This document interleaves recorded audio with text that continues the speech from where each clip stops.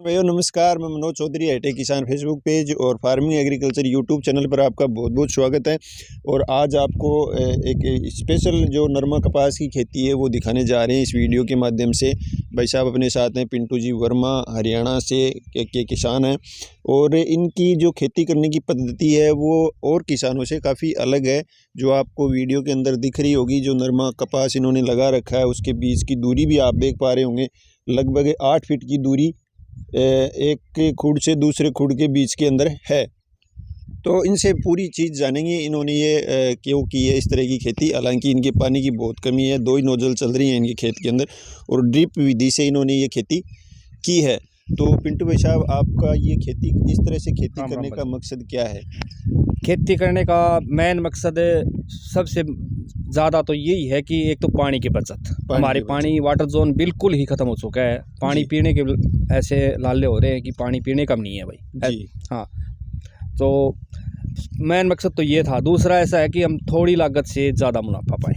थोड़ी लागत से ज़्यादा मुनाफा पाएँ।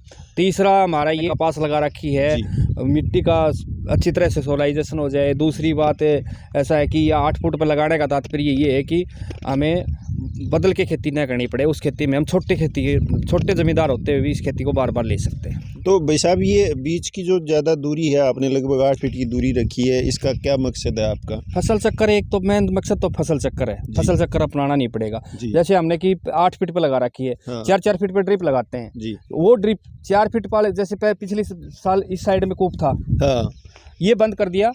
ये बंद करने के बाद में हमने ये उठा लिया 4 मतलब जो ये आपने लगा रखा है अब तो वो वहाँ से है। पिछले साल इस पे था। हाँ, तो अब की बार दोबारा इसको बंद करके हमने 4 फीट पे आगे उठा लिया है। 4 फीट पे आगे उठा लिया। अब अगली फसल जब आप लोगे तो दोबारा इसके अंदर लगा दोगे? दोबारा इसको लगा दें। इसमें खाद वगैरह अच्छी तरह से घास फूस की खाद हो जाएगी। इसमें से हमें अड़वा की जरूरत है। अड़वा हम ट्रैक्टर से निकाल सकते हैं। ट्रैक्टर एरो निकाल दो बीच में, बिल्कुल एरो से निकल जाएगा। 8 फीट की दूरी है, 7 वाला एरो आराम से निकल जाएगा। तो इस विधि से अगर कोई खेती करे तो जो जमीन की अपनी उर्वरक क्षमता है वो बिल्कुल बराबर बनी रहती है। कार्बन बना रहता है जमीन में। मेन मकसद है कार्बन। अगर कार्बन होगा जमीन में तो हमें सब कुछ मिलेगा, जमीन वापस देगी। तो इस विधि से आपने पिछले साल भी खेती की थी तो उसमें उत्पादन कितना? 13 कुंटल उत्पादन था। एक किला में? हाँ जी, 13 कुंटल उत्पादन हुआ था।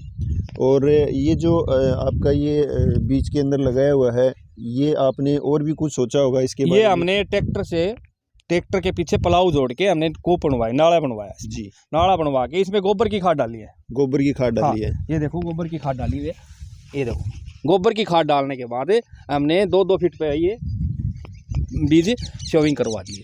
तो शोविंग ये हाथ से किया या ट्रैक्टर से? बिल्कुल हाथ से करवाया। हाथ से शोविंग किया हुआ बीज है आपका। और दूसरा इसके अंदर ये भी है कि बीज के ऊपर ये जो डोल सी बनी हुई है, ये डोल से बनी, इसका मेन मकसद क्या है कि इस टाइम लू चलती है। लू चलेंगी तो ऊपर से चलेंगी, नीचे इसके पौधा है हमारे। एक तो बीज का खर्चा बिल्कुल ना के बराबर आएगा। 1 एकड़ में एक पैकेट से आराम से हो जाता है। मतलब लू से काफी जोरदार बचाव है। हाँ, लू से बचाव है इसका मेन मकसद। और पौधा एक बार थोड़ा ऊपर आ जाए उसके बाद उसके ऊपर आ जाए तो कोई दिक्कत नहीं होती किसी प्रकार की। तो किसान साथियों, आपने देखा होगा कितनी शानदार विधि से इन्होंने खेती की है। एक साल इस तरफ से कर लेंगे, अगली साल इस तरफ से कर लेंगे और अपनी जमीन की जो पिछली बार हमने शुरुआत करी थी 2 एकड़ से, अब की बार 18 एकड़ है हमारे पास। ये पूरा एरिया ऐसा ही है। मेरे आगे ये जो चारों ओर का एरिया आप देख रहे हो, ये पूरा का पूरा मेरे परिवार वालों ने, एक मेरा पड़ोसी है अनिल भाई, उसने हमने दोनों ने मिलकर शुरुआत करी थी। अब की बार हमने 18 एकड़ में शुरुआत करवाई। 18 एकड़ में किसान भाई ने ये इस विधि से। और किसान भाई आके देखना चाहे तो किसी भी टाइम आके देख सकता है इसको जी। बिल्कुल। तो 18 एकड़ के अंदर भाई साहब ने इस विधि से खेती की है और बहुत शानदार ये पद्धति है। शुरुआत 2 एकड़ से की थी जी। अब 18 एकड़ में मेरे परिवार वालों ने भी शुरुआत कर दी। इसमें एक तो वाटर जोन बिल्कुल ही ख़त्म होने की वजह से हमारा ऐसा है सर डॉक्टर साहब कि आवश्यकता आविष्कार की जननी है। बिल्कुल ये विधि अपनाने नहीं चाहते थे हम भी जी। मजबूरियाँ, बिल्कुल मजबूरियों के कारण ही हम ये विधि अपना के मतलब पानी और की ये यहाँ पे हमारी सक्सेस होगी बिल्कुल। बहुत ज़्यादा कमी है पानी की आपके यहाँ।